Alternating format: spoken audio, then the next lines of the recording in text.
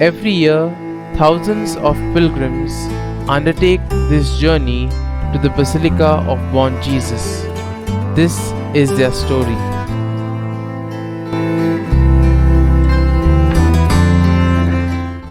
A loving hello to each of you.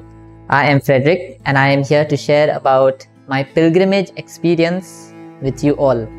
To begin with, I am in the process of becoming a Jesuit priest. I am a novice at this point of time, and as part of our formation, as part of our training, we have this walking pilgrimage from Belgaum to Goa, Old Goa, from Desur to Goa, approximately 120 kilometers. So how do we go?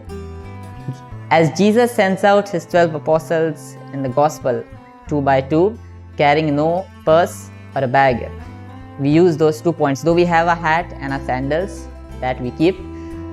But basically we do not have money. And so how do you survive in a world where you require money to sustain yourselves? We had an enriching experience because we depended on the providence of God. And how did we depend on God? Through His people and through His children.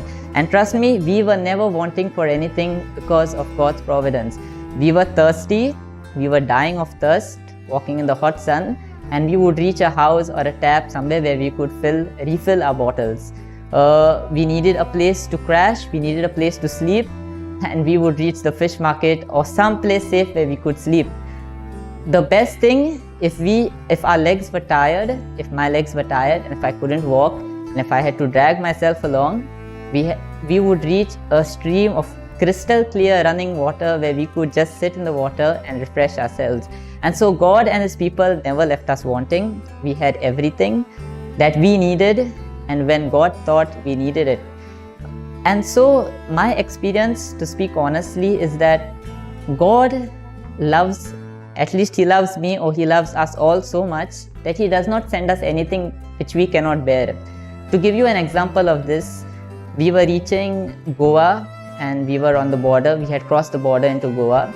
We were about to reach Molne, where the checkpost is, and we were very tired. We had walked from Ramnagar all the way to Goa, all the way to the border in that one day.